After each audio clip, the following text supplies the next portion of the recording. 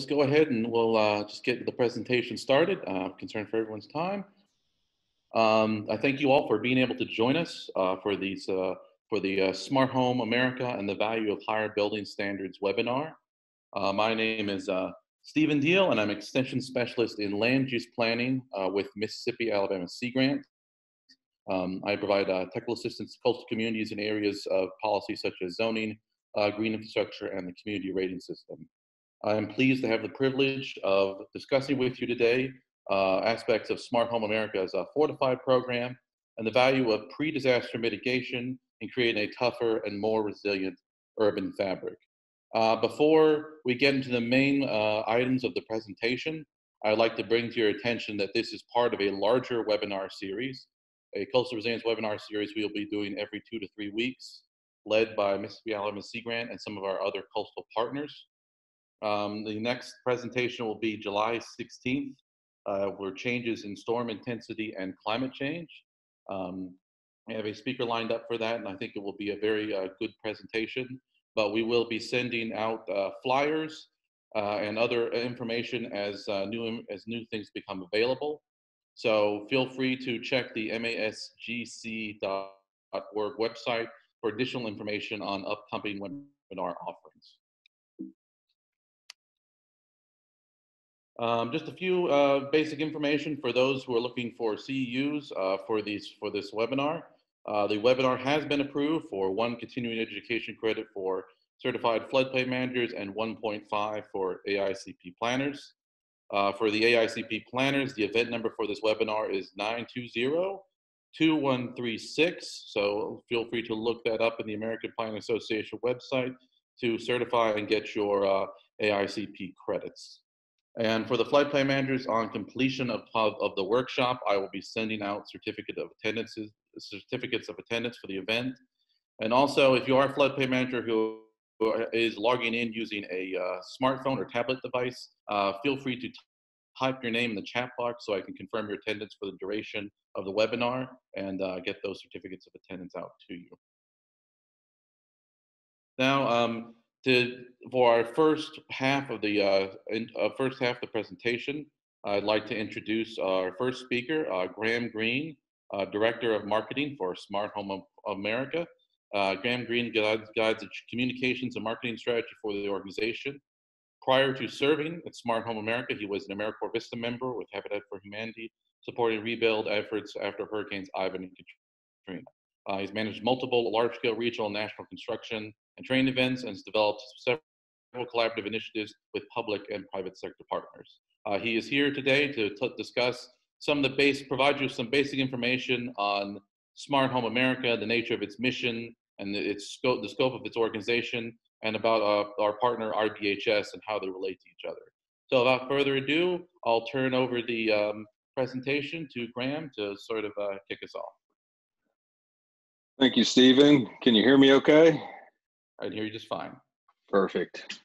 Well, it's a pleasure to be here, and thank you for having us. We always appreciate our partners at the Mississippi Alabama Sea Grant Consortium.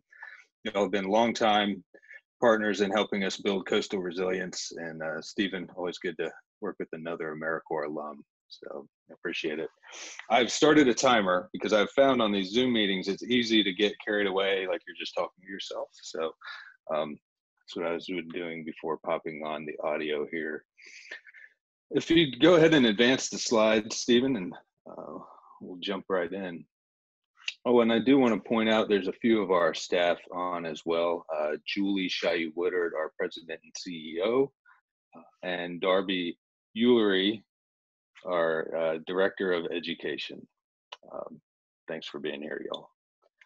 And so everybody may recognize these pictures. I think most of y'all on the phone have been on the Mississippi Gulf Coast for quite some time.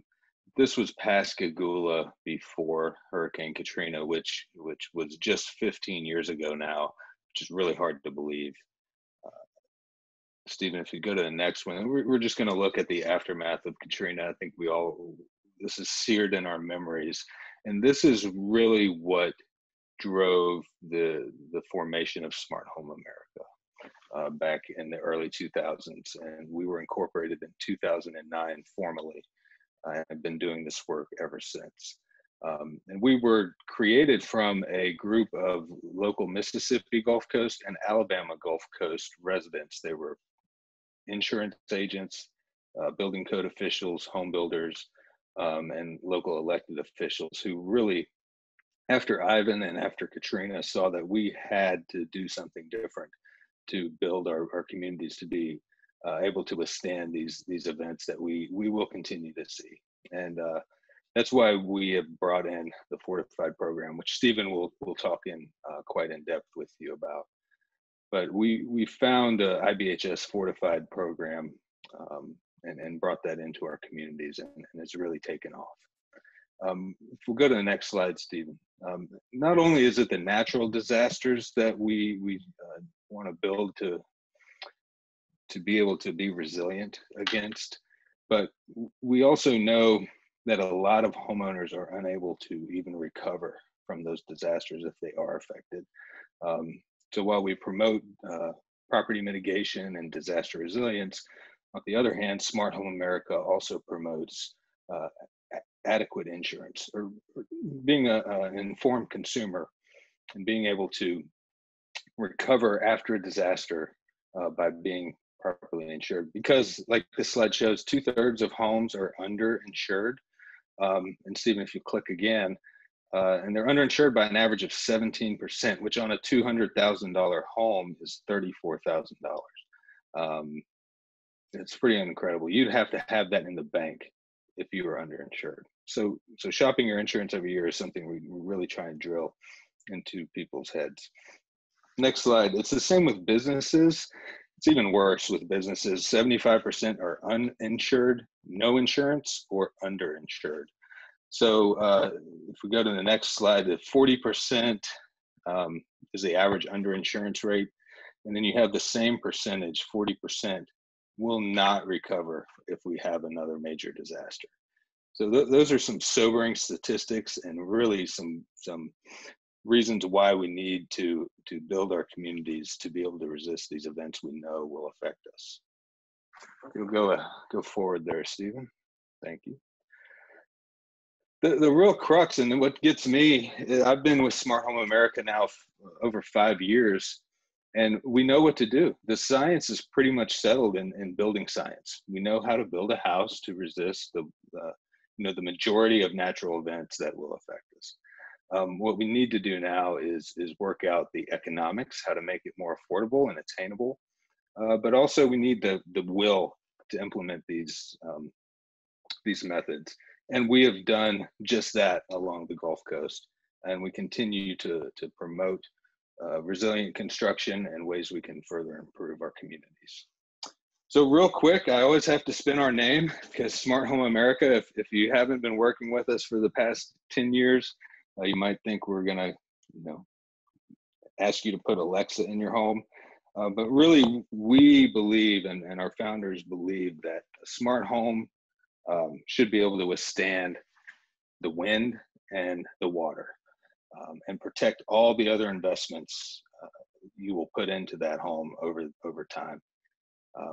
Ideally, that home is energy efficient and is keeping the costs low for that homeowner. But also, as I mentioned before, it's properly insured. And then again, you put the smart technology in, and it protects everything you've invested in that home. Good deal, Stephen. Thank you.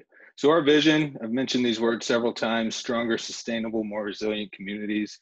We have been working to achieve that since we began our work, and we do that through our mission. And our mission is really to work with others, and to collaborate. So the next slide is just the logos of a lot of our funders and partners, because we're a nonprofit organization, and we could not do what we do without our funders and our partners. And they help us move our mission, not only in the Mississippi and Alabama Gulf Coast, but across the nation where we work. So the next slide, Stephen, if you would. So we're in 10 states currently. That picture is an office, or is a picture of our office in Mobile, downtown Mobile, where we still pay rent, but we don't really work there right now. We hope to be back soon. Stephen, if we'll go to the next one. So I've touched on this a little bit, why we exist, is to make our communities stronger and more sustainable. But we do that through our community partners. So we have the partners that support us at the mission level, and then we have the partners we work to educate with. And on the next slide, it's just a list of all the partners we work to educate. And these folks, y'all included, you might see yourself on this list.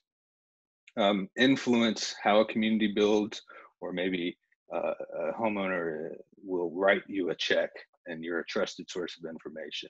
So while the homeowner is ultimately, or the business owner is ultimately the end user of this information, it takes the whole community to share this information. And that's who we target, is those who a homeowner might write a check to. So we're all just cogs in this wheel trying to make our communities stronger.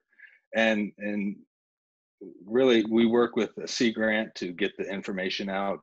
And then Sea Grant can in turn inform the planners and the floodplain managers and building code officials. And then you all can talk to everybody you know about Fortified when it's relevant to their lives. And Fortified is a product of the Insurance Institute for Business and Home Safety. That's they're based out of Florida, and they have their lab in South Carolina. And we're going to watch a short video about the IBHS, or the Insurance Institute for Business and Home Safety.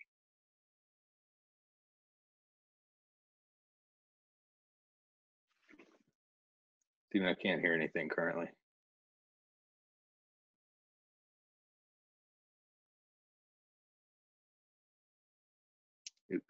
It wouldn't be a Zoom call without a technical concern coming up.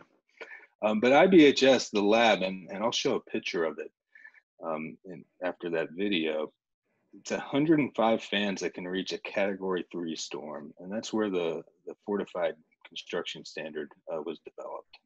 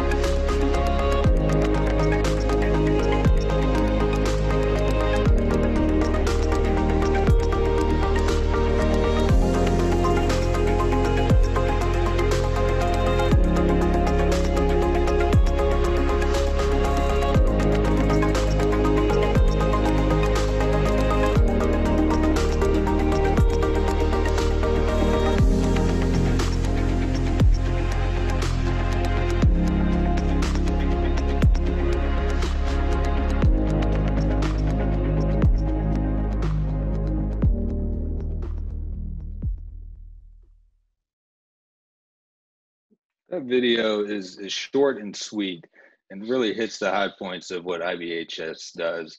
For over 20 years, they've been investigating the causes of loss and ways to improve the way our structures are built. They're 100% funded by the property and casualty insurance industry, and they're a nonprofit themselves. And like I mentioned, they can generate up to a Category 3 force winds in there, 130 miles an hour. There's a turntable actually from a railroad that will allow them to put full-size buildings, actually up to 2 full-size homes next to each other, and then rotate them so they can generate and replicate any slice of a historic storm. And not only do they research wind, but I believe they do hail. They actually will do indoor hailstorms, wildfire, and then wind-driven rain. And wind-driven rain being I mean, you lose your roof covering in a storm, that is going to be one of the top causes, actually the top cause of loss, is getting that water intrusion into your house. And again, this is where Fortified was birthed. And we've just been really promoting it and getting it into the um, local community to be used. And they're a great partner. We're not funded by IBHS. We are separate entities, but we work hand in hand to promote the resilience in communities. So Stephen, let's go forward one slide or two. I think I might have hit on the hazards up next. Yep. First place to do indoor hailstorms. That's pretty cool. And they're in Richburg, South Carolina, is where that big lab is. And last slide, and I'm pretty close on time here, is just a shameless plug. I think Jay Estes is on the line with Allen Engineering and Science. We are developing a community resilience housing guide, and we currently have a survey open. If you haven't received an invitation to complete this, and sorry, it's a pre-test instrument, please visit SurveyMonkey at the link above there on the screen and fill that out. We'd love to have your opinion. You will inform how this guide is created and used throughout the Gulf Coast. So, Stephen, I'll hand it over to you for the bulk of the presentation, and I'll be here to answer any questions.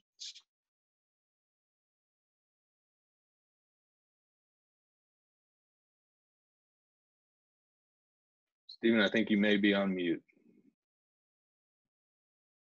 All right, is everyone coming in clear? All right. Well, thank Grams for the informative presentation. I'll move into more talking about, again, the nature of Smart Home America's Fortified program and some specific outreach projects and initiatives that Smart Home is involved in that are be of interest to local government jurisdictions. So I think though, moving forward, I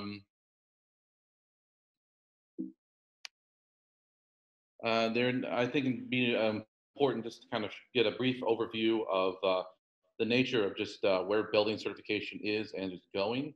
I'm sure as many planners and some of our other attendees might be familiar with the United States Green Building Council's LEED program, and there are other programs for for promoting sustainable building design through basic certification and clearance, such as Energy Star. And there are also more specific ones, such as Passive House Institute and the Living Building Challenge. One of the things I think I saw this in a presentation, I think it's interesting to think about just how sustainable building design has evolved over the past 20 to 30 years, and thinking about how we've kind of moved in terms of advocating for sustainable design in construction. Moving from basic kind of activism, from things such as the Environmental Defense Fund, the Nature Conservancy, to moving towards more prescriptive building standards, which establish, again, basic norms for rules for building construction, such as, again, as LEED or Energy Star. Thinking about how a building's proximity to transit or its general water consumption. But I think the other evolution that we're also seeing is that we have more ability to kind of procure real-time data on how buildings perform and how they use energy. We're able to kind of more actively assess and evaluate building performances. So we're kind of getting certification programs which are more tailored towards specific building performance outcomes, such as passive house and well building, which sort of enforces health and basic health standards within a building. And then, of course, with the final phase, again, moving from certification towards accountability. Again, we're able to sort of get more real-time data on the nature of how buildings perform. Some certain cities have done things such as energy disclosure ordinances, calling for buildings to sort of disclose the type of energy usage they have. Of course, with Smart Home, we utilize numerous scientific studies to build in a sense of accountability that the program is evolving as needed to the challenges of a sustainable building design and building more resilient in the face of natural challenges. And so I think going forward, just think about some of these different trends, the nature of these different trends, and just think about that as how smart home has evolved over time to address these different challenges, and how we're moving in this cycle to sort of build in more of the build and evolve the program to address community needs. Another thing to note is, aside from just the prevalence of sustainable building design certification, we've also sort of gotten an enhanced understanding of the value of mitigation.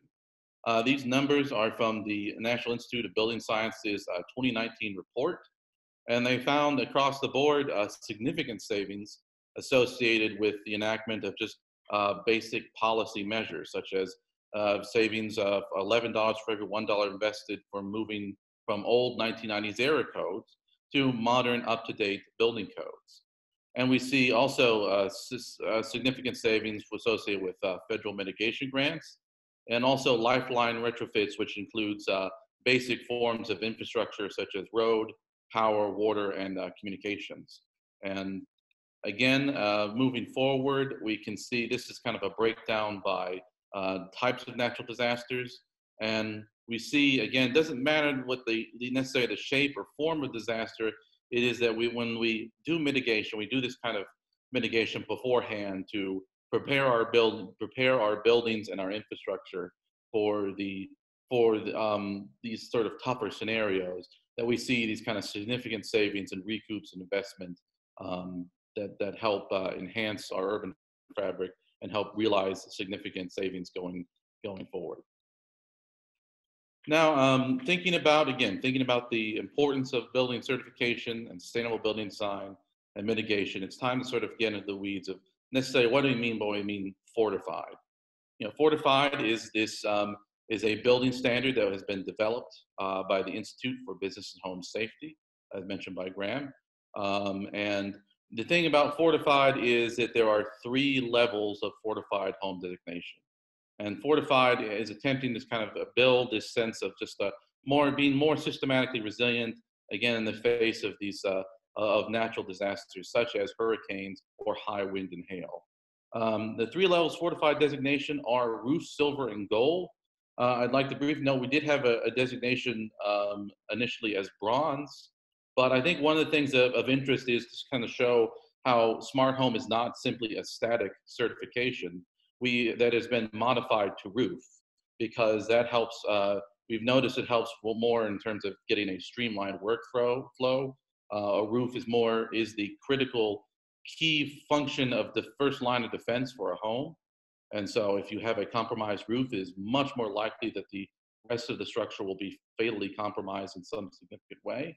And so being able to go from bronze to roof, we're able to kind of sort of have a more of a narrowed approach to the nature of how buildings are kind of how buildings are constructed. So again, we kind of see this sort of trend of how smart home and the fortified program is evolving with the needs of the private housing industry and with the just with housing in general.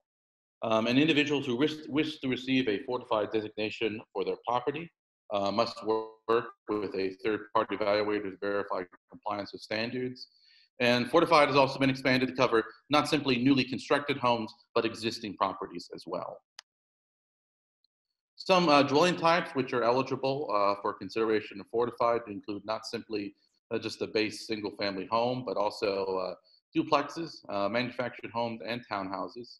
And I think one thing that's kind of noteworthy about fortified is that the fortified designations stay with the property. Namely, that if a owner were to sell their property, which is designated as fortified, the new owner would still be able to retain that fortified designation. And also, I think what this helps is kind of build a sense of kind of community continuity, because the nature of fortified is we're trying to build a more stable baseline for resilient construction within a community, and being able to kind of have that sense of continuity, I think, helps sort of have something that community planners and local government officials can bank on going into the future. And this is a link, just a quick link there are additional, more specific technical summaries with specific information on fortified retrofits that are available below. We have a number of different breakdowns, and I'll show you a quick screenshot in a few slides to kind of show you how fortified is calibrated to not to different types of disaster, and also even later different types of uses as well. This is just a quick map showing some of the certified fortified builders within the region. I see a number here again in the Mississippi Gulf Coast and of course the North Shore of Louisiana. And fortified, there are again, as we continue to promote the program, we're continuing to get more adoptees and you know, getting that buy-in from the private development industry, from contractors and developers is a key ingredient to the success of fortified going forward into the future. And here's a quick map showing the status of fortified and its use in the United States. See, the predominant number of fortified properties are in the state of Alabama, but there are also significant properties in North Carolina and Mississippi as well. You know, and just within the past few months, we have moved from, in February 2020, of just over 16,000 fortified homes to shade over 18,000 as of May 4th. So again, significant increases in terms of being able to kind of being able to sort of create this sort of resilient measure and sort of adopt it more on a community-wide basis. And here are the fortified home tiers. Fortified is kind of, it's sort of apportioned in different ways. The two relevant fortified categories for the Gulf Coast region are fortified hurricane and fortified high wind and hail. And you know, these are we see sort of subtle differences among these two aspects, but there's also the separate use categories. The base category that we kind of work with is fortified home. And again, if you think about, think of it comparable to another building certification program such as LEED, each tier is meant to kind of build on top of the previous tier. So with fortified roof, we deal with, again, just the basic roof, attic vent system, proper sealing of the roof. Silver will include that as well, but it will also be expanded to include openings, gables, and attached structures. And then with fortified gold, we start to assess the continuous load path, the entirety of the building system of the house, and that it's and then that it is resilient in the face of a disaster. This is just another breakdown of the different levels of designation, and just kind of show you some of the basic mitigation measures that are incorporated into fortified, such as, again, sealing the roof deck for fortified roof or having structural sheathing. But we can see again how each category builds on top of the other previous category, to the point that you know, by gold we're dealing with roof to wall connections and floor to foundation connections, and thinking about, again, the total system of the whole house and how it can be more fortified. Another example, this is just a quick example of maintaining the fortified designation. We have different certificates. Again, this is just examples of fortified certificates for new roof and existing roof. And the value, again, of certainly, I think any good building designation program is sort of built upon how it maintains itself and how it is able to sort of verify and build accountability into the system. So a fortified designation lasts 5 years, which again, much like being able to kind of carry over fortified designation with new owners, I think helps establish a system of continuity within the system. By comparison, programs such as LEED certifications are only valid for 3 years. So again, that's a way of kind of building in some basic stability and helping to. And fortified is not simply just another certification program; it's a way of establishing a new baseline for sustainable building design and resilience within a community. And again, just during the designation process, we have, again, fortified evaluators, and during the redesignation process, they go through and answer a number of basic, simple questions. Again, just kind of again, a lot of it kind of focusing on these basic core questions of core components of fortified construction, such as whether the roof has been replaced or whether some of the systems have been damaged any of the past 5 years, and whether there are any additions or new spaces that have been maybe enclosed that might change the structural integrity of the house in some significant way. And that's what fortified evaluators during the redesignation process essentially will be kind of looking for. And this is a screen grab from one of the again, one of these sort of technical summaries. And I'm not going to try and point out all the little specific technical attributes necessarily, but I think what's notable about this is just sort of how, again, the guidance helps you, one, establish how you're able to document, document your improvements and how you're able to get credit for those improvements. And also, we can see the difference between, say, the subtle nature of the difference between, say, fortifying for a hurricane versus fortifying for a high wind event. And so we see different kind of structural needs and requirements. And so, again, we see it's just a good example of just showing that fortified is not simply a static system, but evolves and is calibrated to specific disaster needs. So if you're fortifying for a hurricane, there will be very distinct and specific differences in structural specifications versus a fortified high wind designation. And another thing I think I'm pleased to announce is a new addition to fortified. As I said before, fortified works not only across multiple disaster areas, but also as planners generally know, there are multiple uses that make up and constitute the urban fabric. So it's important to address the needs of some of these different uses and kind of evolve the program going forward to sort of reflect those different needs across different businesses and use spectrums. And the new addition is a fortified commercial.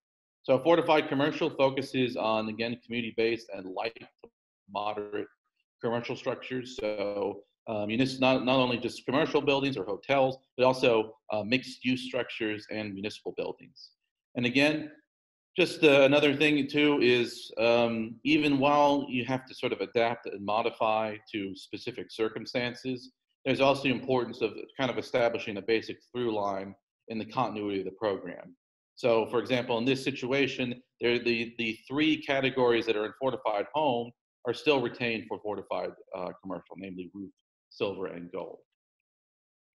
And with that in mind, I'm going to queue up another little quick video showing and highlighting a fortified commercial property in Madison, Wisconsin, and just kind of show you how fortified kind of works, fortified commercial works in action.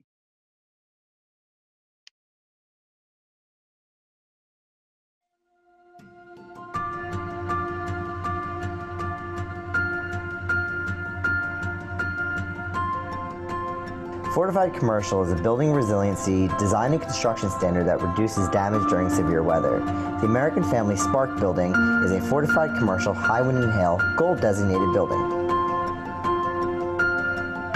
It's about innovation, and that's where, building that Spark building to IBHS commercial wind and hail fortified standards just made a lot of sense because it's innovative and it's all about protection.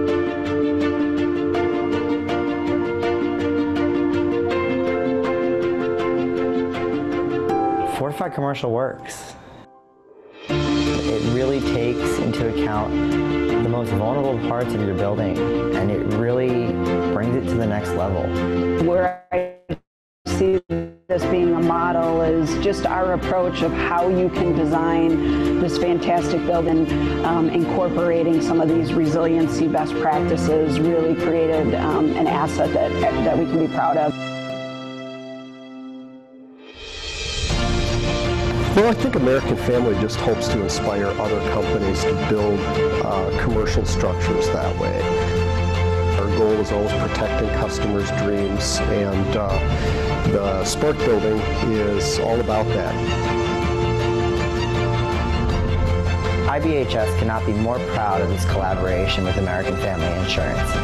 This is a step forward for the resilient design of communities.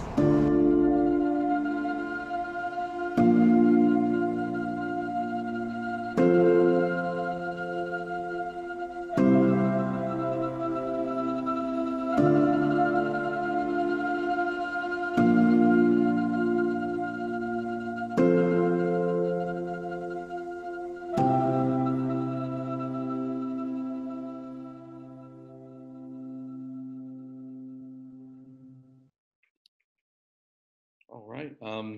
And again, just for additional information, feel free to go to fortifiedcommercial.org to learn more about this new standard. And another thing, dealing with any system, any building certification system, another essential cog in making sure that Fortified works and is responsive to the needs of the community is having certified trainers and people who are adept in the program and can be able to kind of address it at the ground level. So I have multiple different training options to learn more about Fortified and really kind of get into the brass tacks of the program, so to speak. And we have the Fortified Home Evaluator certification, which allows, again, basic certification level to ensure that the Fortified designation is consistent and technically accurate. So being able to have people who are able to evaluate the certified and certify Fortified properties, of course, is a central component of the program. But there is also the Fortified WISE Credential program. There are two tiers to the Fortified WISE Credential program. There's the associate level, which is ideal for anyone who's kind of newer to Fortified Home and IBHS, and includes, is ideal for building code officials, product manufacturers, insurance officials, and real estate professionals. And for those who really want to take it to the top, we have the Fortified Professional level, which shows that you've gone above and beyond in terms of demonstrating considerable knowledge of Fortified home building practices. And again, all of these kind of include basic training class, inclusion of the manual, and a listing for at least for associate professional, a listing on the Fortified Home Provider Directory. And a passing score for, I think, for all three is 85%. And basically, again, kind of showing these are just good ways to be able to, in order to be able to build a stable program, we need to sort of increase the general knowledge and applicability of the program and the ability to sort of speak to those specific components as to why Fortified is an important component in building more sustainable and more strong in the face of natural disaster. And the other thing too is that with Fortified is that there are different messages and different needs to be articulated for local stakeholders.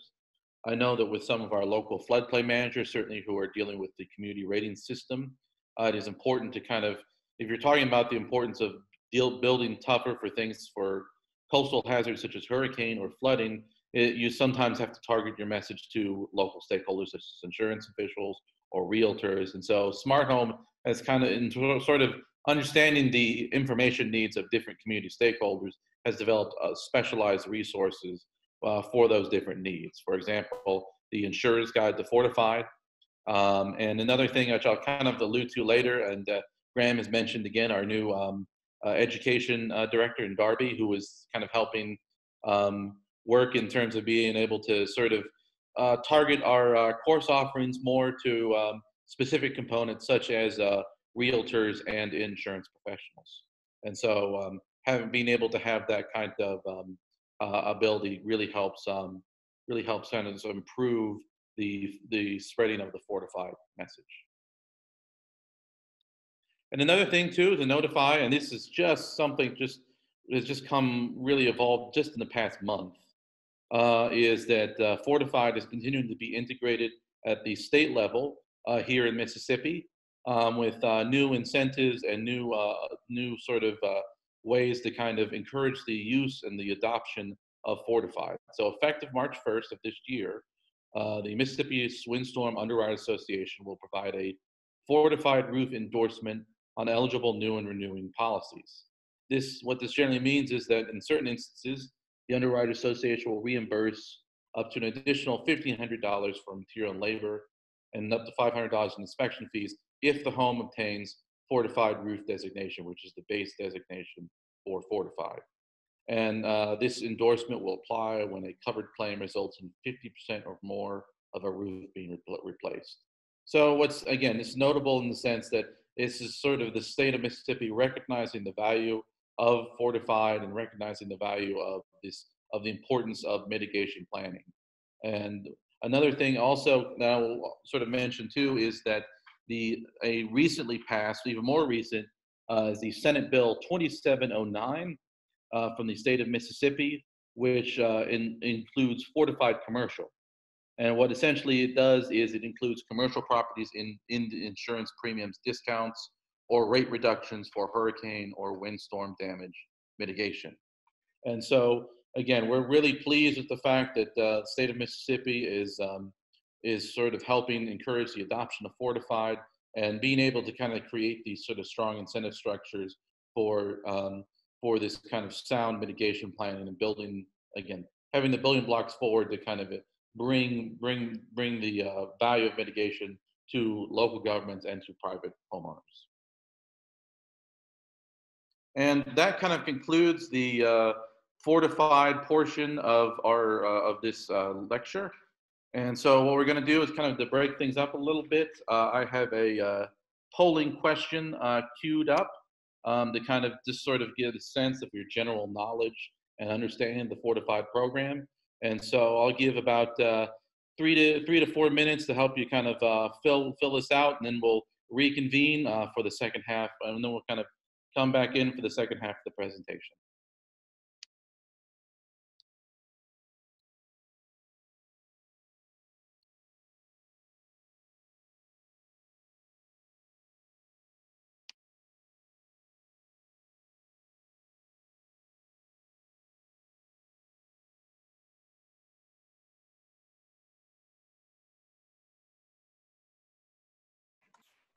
So there's only one question? Only one question. Okay.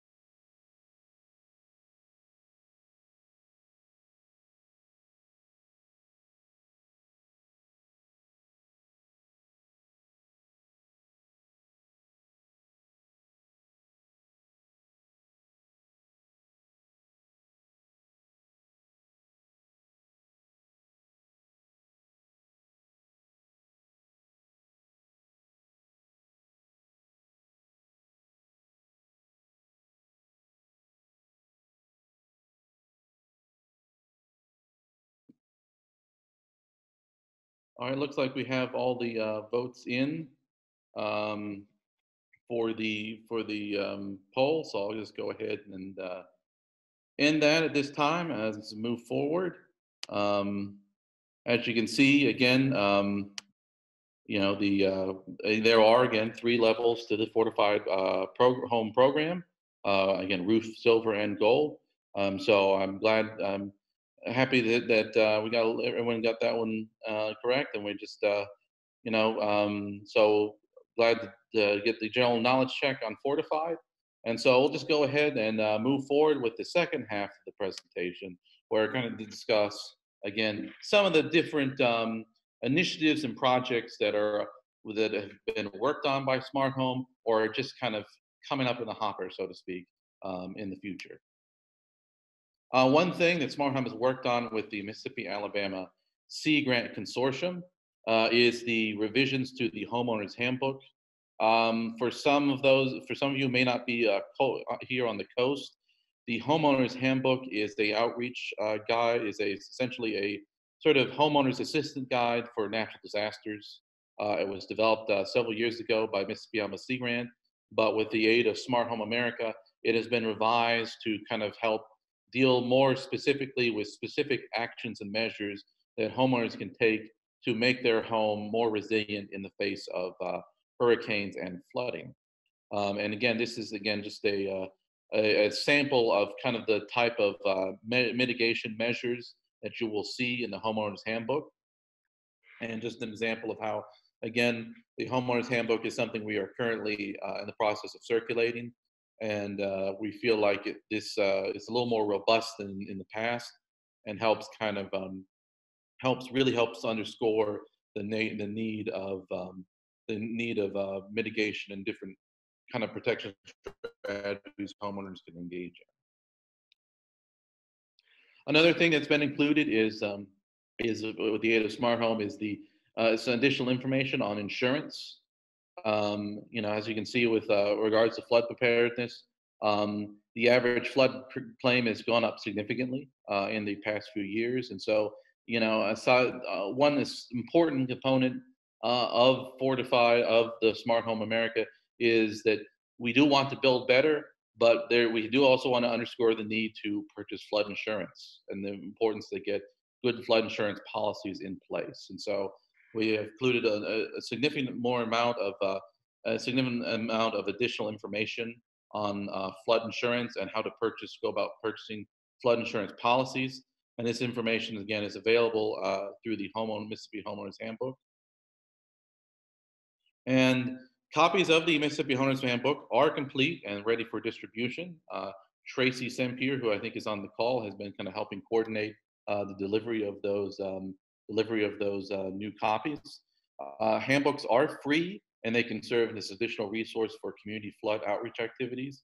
I know many of the communities here on the coast have used the homeowner's handbook as one of their outreach activities for their community rating system outreach. And so here's a link to the electronic copies of the handbook. And so you can access those there. And I'd also encourage you, if you are interested in perhaps interested in seeing the homeowners handbooks and just seeing how they might be able to be integrated into maybe your community CRS plans or into your just general outreach for flooding, feel free to send me an email and I can get you in touch with the appropriate parties to sort of get you a few copies of the handbook. Another important resource that Smart Home has kind of helped develop is that in conjunction with the, is that they've developed the Gulf of Mexico mitigation guidebook.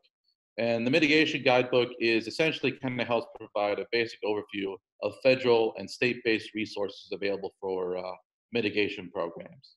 Essentially kind of I guess it's a little bit of a one-stop shop, so to speak, for different aspects of mitigation here within the Gulf of Mexico.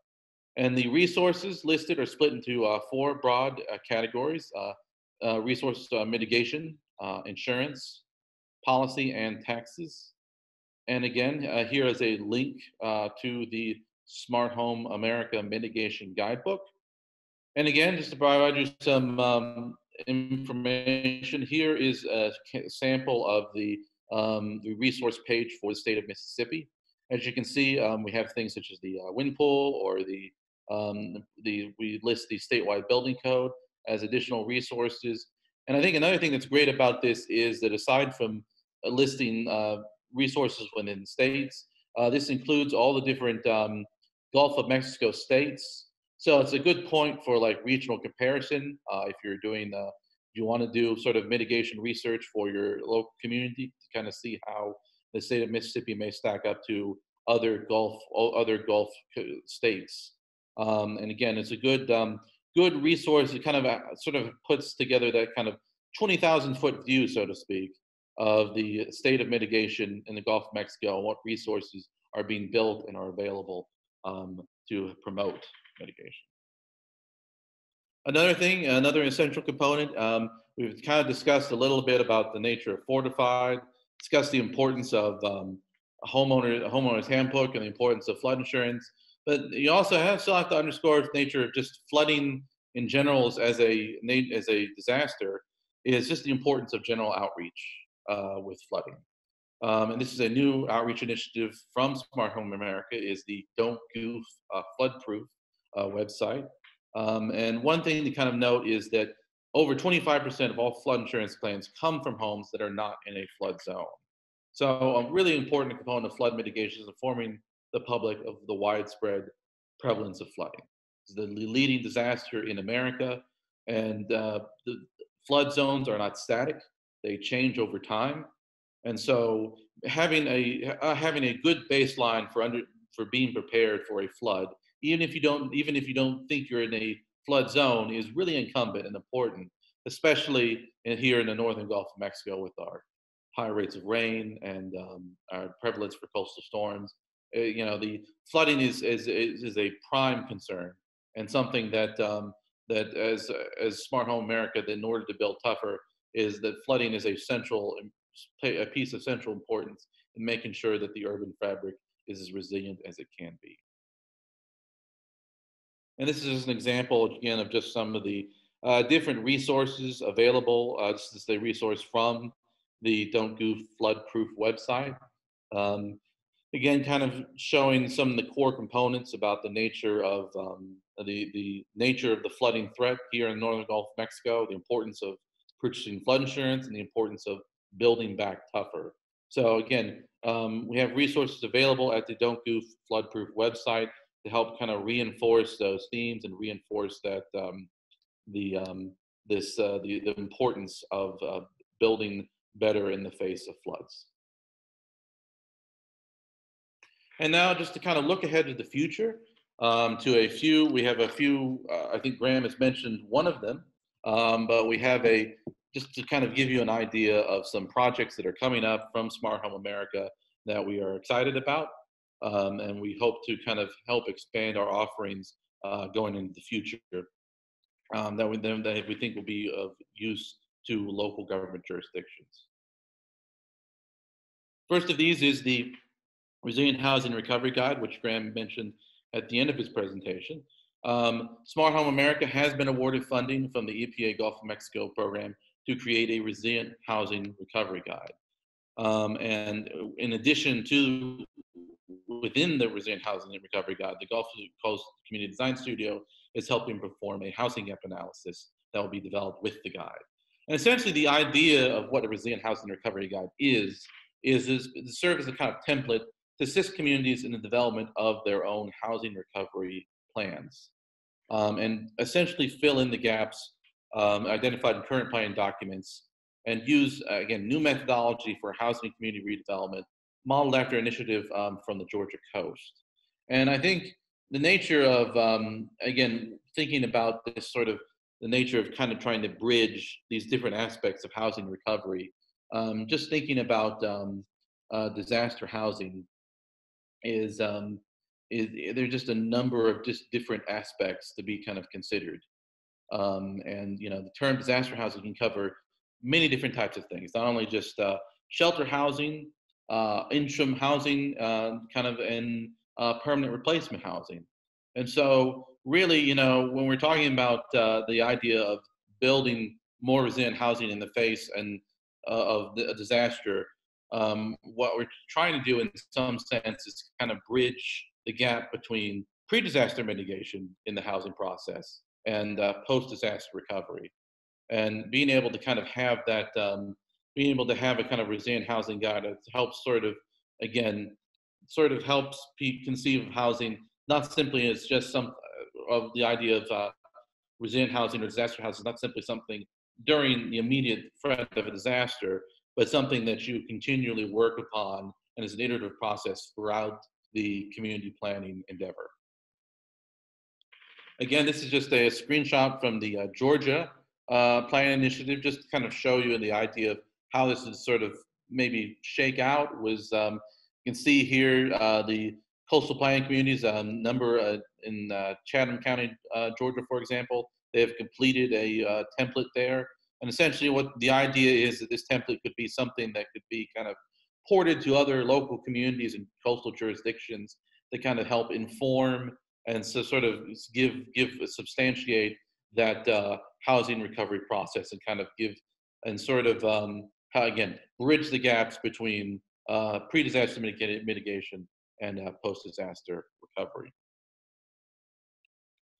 Another thing too to mention is the possibility of just new training opportunities.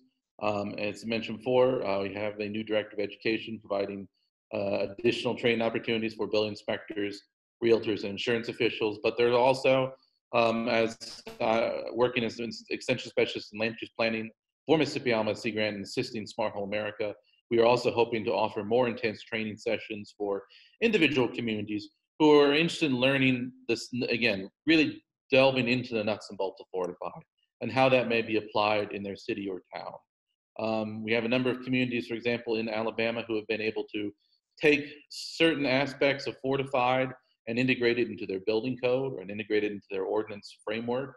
And so certainly we're happy to sort of work with local communities to kind of see how certain aspects of Fortified might inform the larger policymaking that communities and jurisdictions are engaged in. And now the last little survey question. So I'm just going to go ahead and queue up a second survey question to kind of help get a sense of these, give you a sense of some of these different resources and just get a sense of which ones you're interested in learning more about and which ones you think will be of benefit in terms of for your local government jurisdictions going forward. And so I'll put this survey question up, and then I'll conclude the presentation with a few final thoughts, and then we'll open everything up to some Q&A.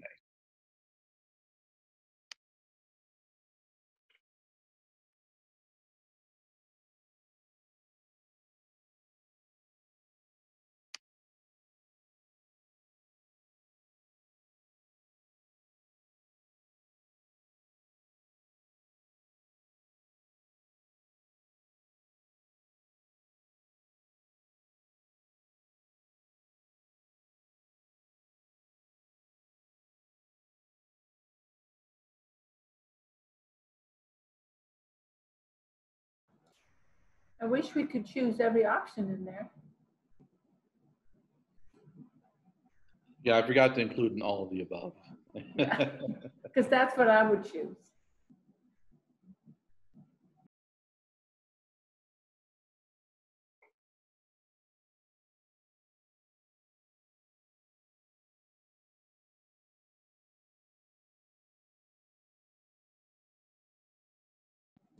Can I ask you a question while we're waiting? Are we going to have access to this presentations, as there are several links in there that we will benefit from clicking on at a later time? Yes. One of the things I forgot to mention earlier, and as we sort of mentioned things, is that this is being recorded. And as soon as the conference is concluded, what I'm going to do is I'm going to post this recording to the Mississippi Alabama Sea Grant Consortium's YouTube page. So I will go ahead, and that will be, so I think if you look up just MASGC on YouTube and just look for our YouTube channel, or just access it through our MASGC .org website. You can look at it, and hoping to get that up shortly, so you'll be able to access this information and peruse it at your own leisure. Thank you.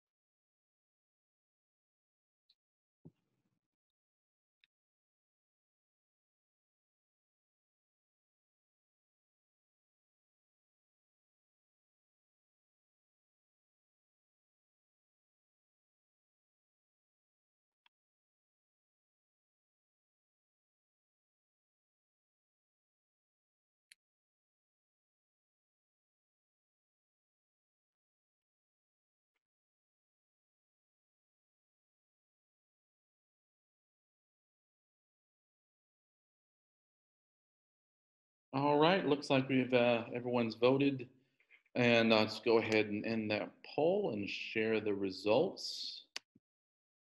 Looks like a lot of a wide range of interest in the a lot of interest in the Resilient Housing Recovery Guide, the Homeowner's Handbook, and just and as long as a significant a bit of interest in the Mitigation Guidebook as well. So I thank you greatly for your input. This should be able to kind of help benefit us going forward as we kind of target our outreach and our projects going forward with our other local municipalities. So with that in mind, I'm just going to go ahead and move to some closing thoughts, and then we just open everything up to some general Q&A. So Smart Home America, as noted, is continuing to evolve to meet new challenges. Fortified, again, as I've mentioned, is not simply a static building certification, but something that is evolving to meet the new challenges of natural resilience. As mentioned, with things such as flooding and hurricane, these aren't static challenges either. They evolve, they change. Flooding boundaries are constantly evolving and need to be modified. So it is important that our built systems, our human systems, adapt and change with these natural changes as well. And also, just as building certification programs are becoming more prevalent, especially over the past 20 years, it will be necessary to assess performance of building standards to see that they are resulting in measurable improvements. And certainly, I think Smart Home is certainly taking concrete steps to sort of work through that, not simply through its partnership with IBHS.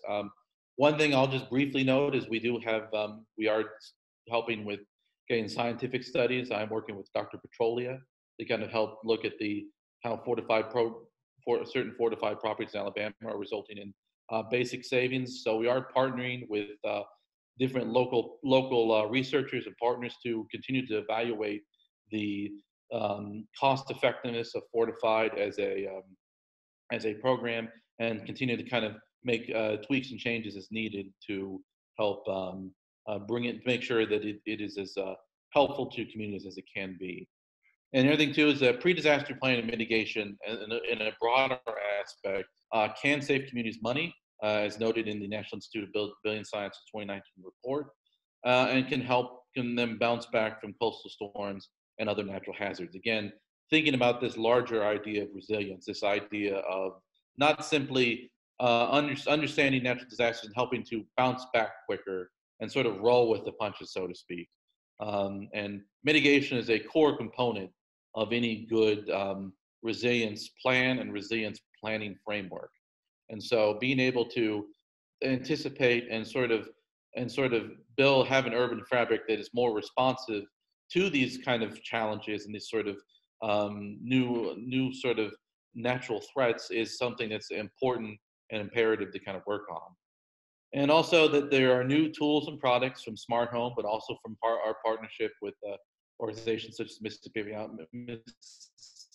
Alabama Sea Grant that are there that can aid and assist communities in developing pre-disaster response measures. And so again, that's thinking about value of fortified, but also the value of just Smart Home America and some of the different tools and products, is that this is just a constant ongoing conversation in order to make sure that mitigation is something that we always keep in mind, and to understand the constantly evolving nature of natural threats, and the nature to not simply just respond to them as they hit, but to respond to them in a more dynamic way that anticipates some of those problems. So with that, here is some of my contact information, and with that, I'll sort of close out the PowerPoint and open up the floor to some Q&A.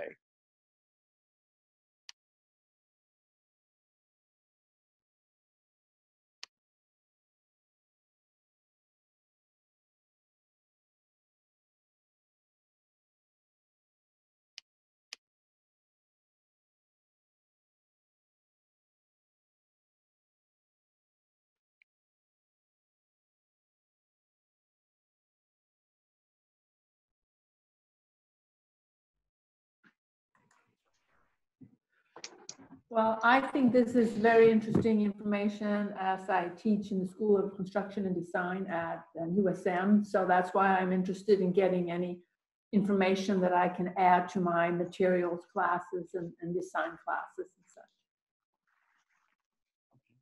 So thank you. Thank you. Thank you.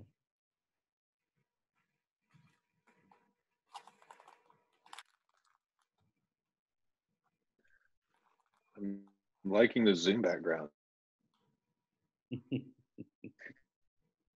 Yeah. And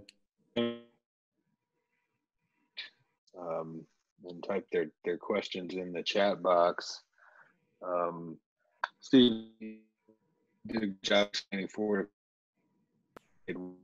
that the roof was made fortified roof more accessible to more people. And I just wanted to point that out, that it's a lot of the I'm getting a notice that my internet is unstable. I apologize. But what the shift from bronze to roof did was take the aspects of construction that a typical roofer may not be able to accomplish, such as structural reinforcement, and move that into the silver level, and just made it a lot easier, like you mentioned, for roofers to do the work, but also for more people to attain that and afford those upgrades.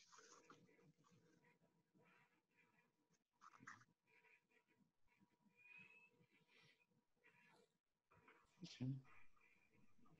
Well, if I guess there are no other questions or any other comments, I guess we can go ahead and wrap up. But I just want to thank you all for your participation and your input.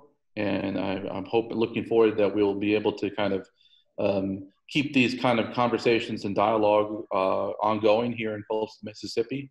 As I mentioned, through more target, we're also available again for more target outreach with individual municipalities. But as I said, I will be working on posting this again to the Mississippi Alabama Sea Grant YouTube page. But again, if you have my contact information from the workshop, feel free to contact me about if there are any specific resources that you found to be of interest, and I can work on, again, sending any links or any other information out to you as needed. But I thank you all for your attention. I know it's a Friday afternoon, so I think we're all ready for the weekend. But with that in mind, I'll just go ahead and wrap everything up. And I thank you for your time, and have a great day.